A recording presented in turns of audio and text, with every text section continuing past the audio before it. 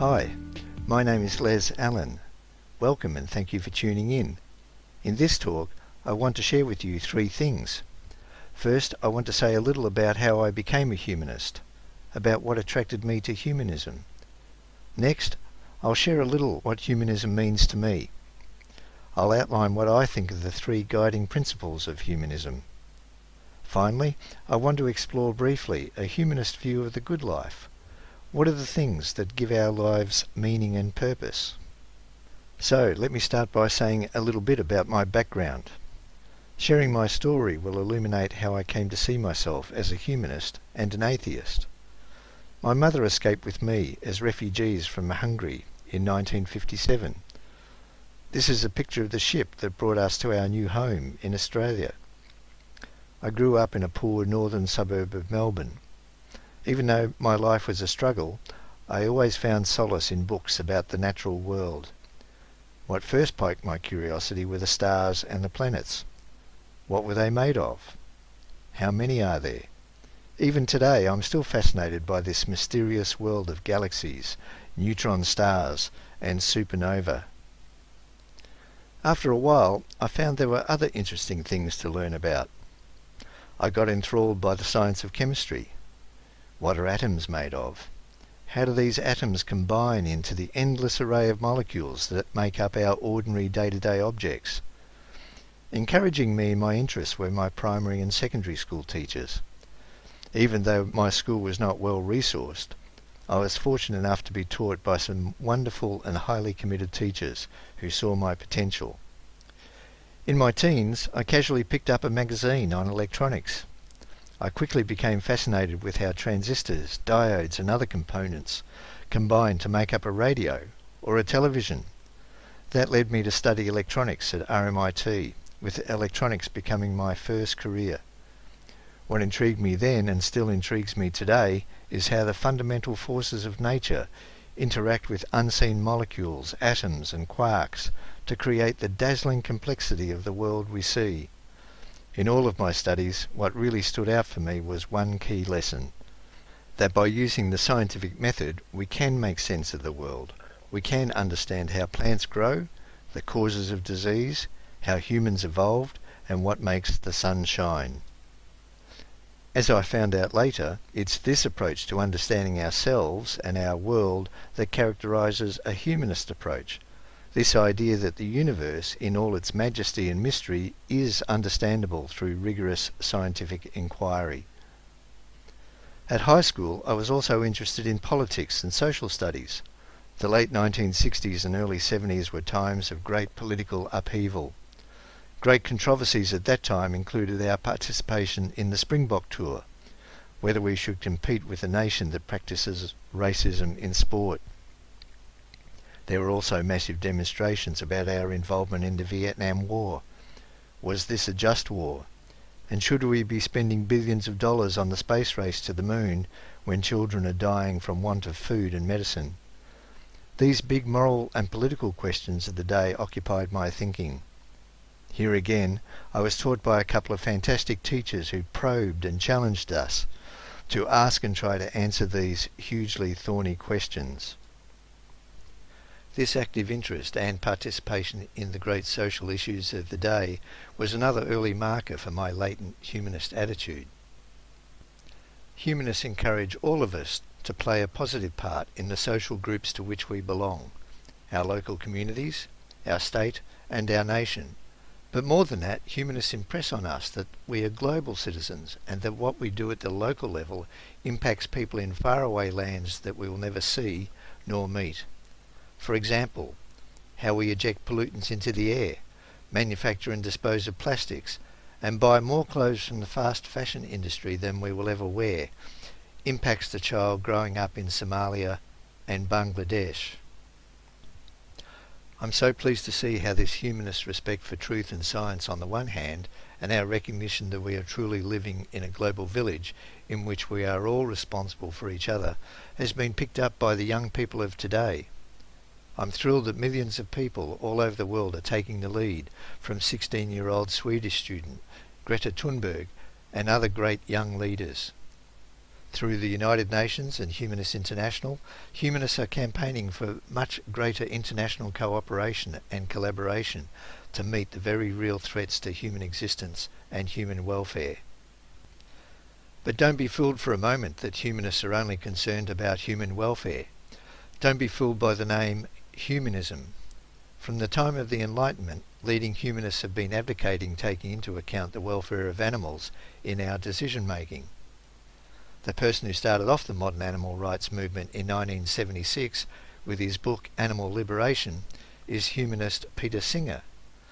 Peter Singer is an Australian philosopher and ethicist who now teaches at Princeton University in America.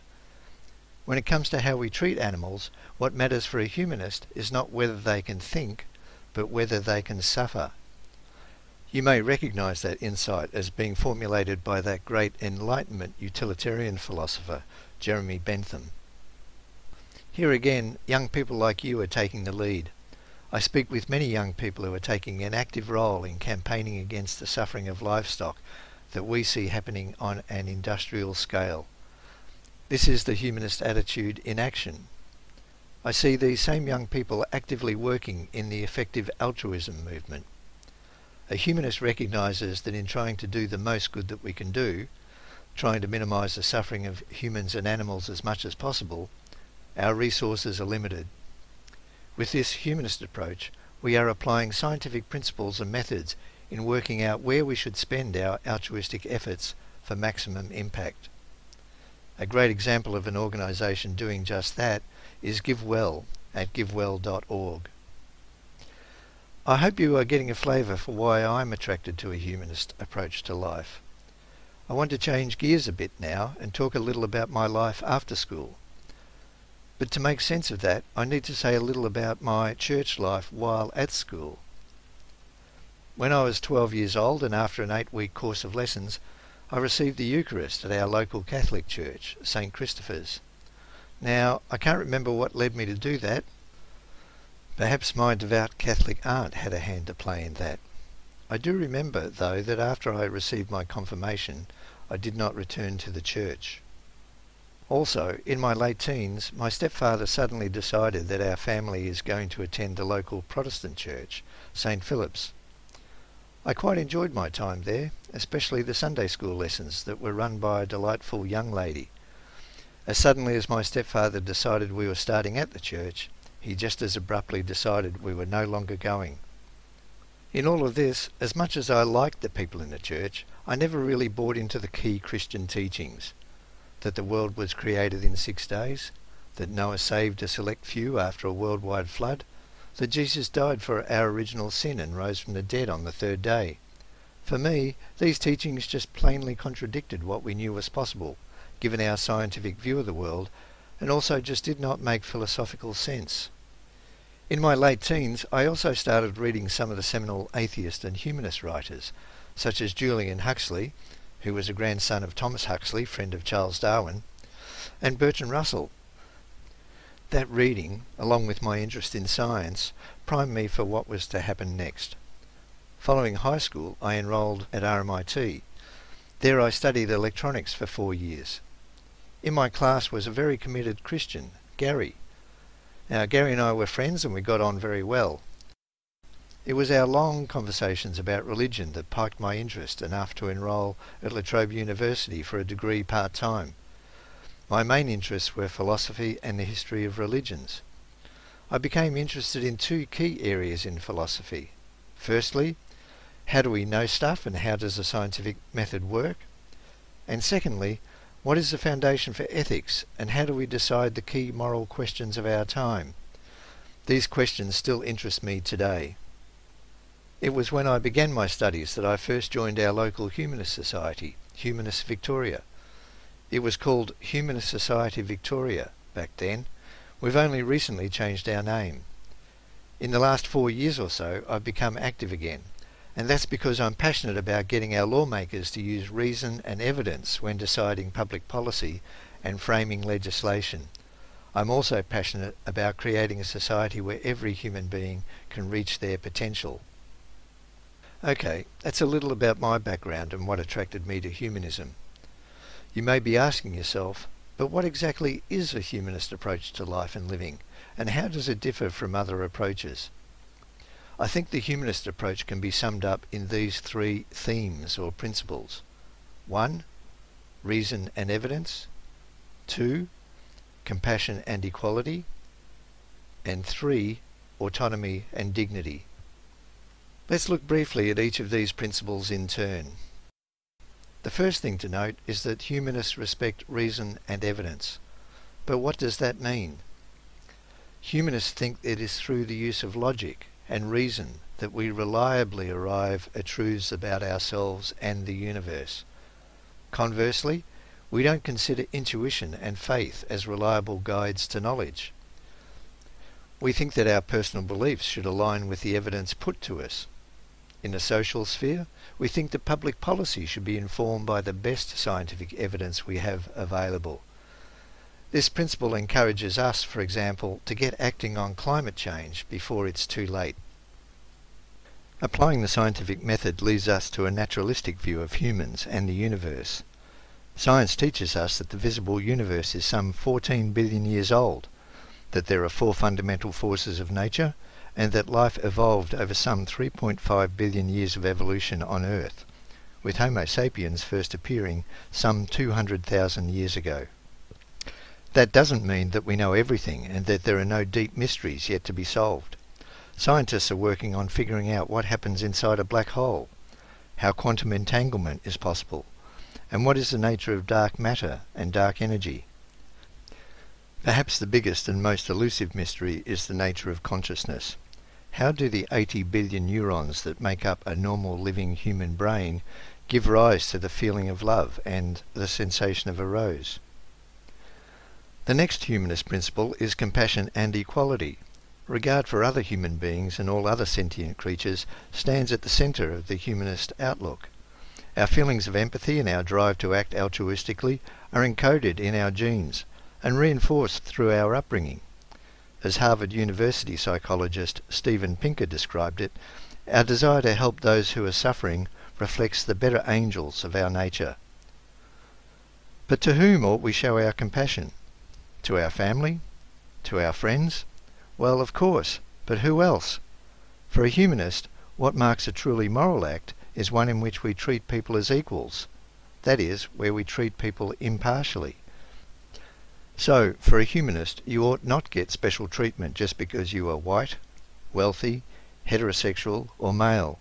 Treating people as equals is fundamental to what it is to act morally.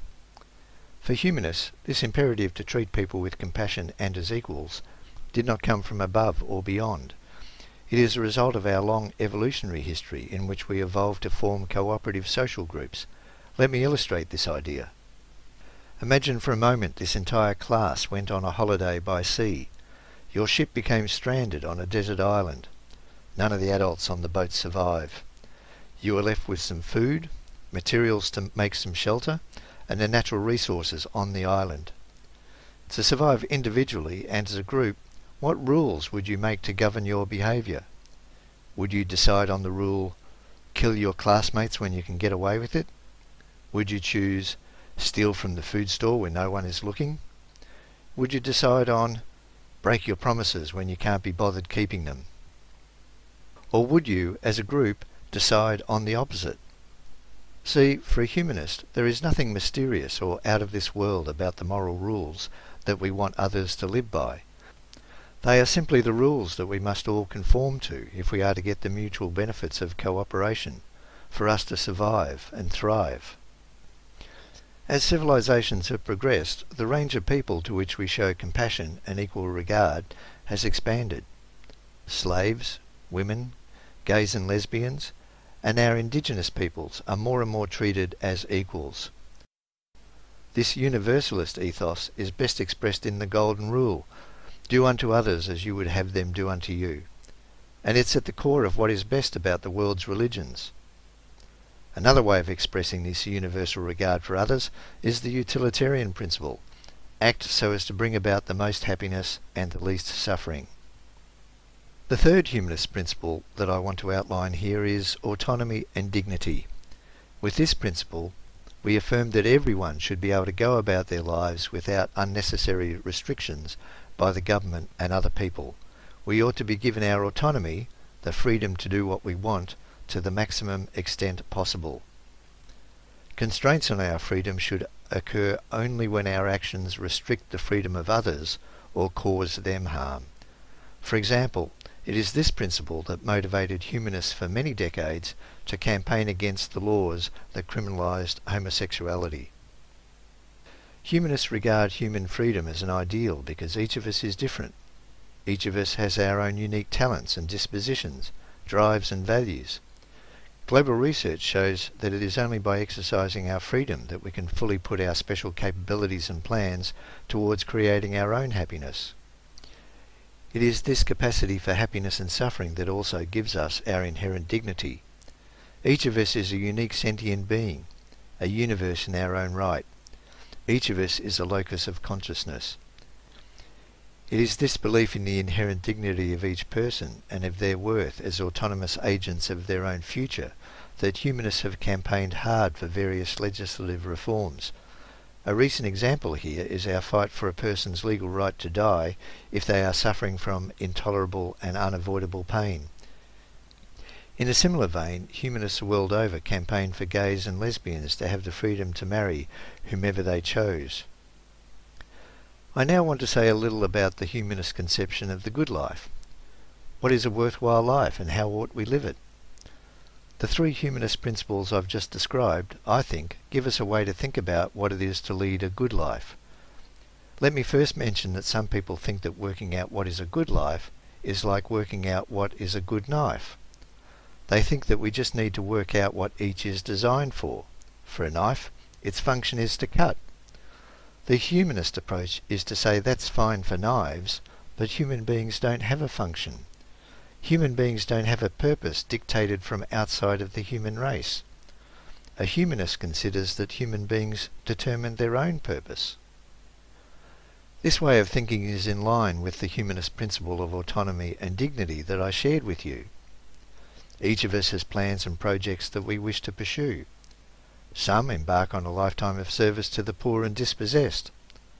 Some want to build the best model railways ever. Some devote their lives to finding a cure for autism, or to discovering what's inside a black hole, or to bringing pleasure to others through music. Global studies on happiness and well-being show that the happiest, most contented people are those who can determine their own life trajectory without it having dictated to them. So for a humanist, this is part of what it is to lead a good life. The second principle I mentioned, compassion and equality, complements the value of a life that is lived pursuing one's own plans and interests. To live a good life, that is, a life that has moral value and not simply one that personally gives you pleasure, is to live a life of kindness and justice. Again, research shows that for people whose lives are deeply connected with their families and communities, they live more fulfilling and satisfying lives. Living in service to others not only enriches their lives, but also your own. The first humanist principle, reason and evidence, also plays an important role in living the good life. This may sound counterintuitive. What has reasoning correctly got to do with living a moral life? Let me give you an example. There are people, sadly, who set aside their cancer treatment for a quack cure from a snake oil merchant. Some of these people die much earlier than they would have if they had stayed on their treatment. Their early death robbed them of a few more productive years with their family and friends.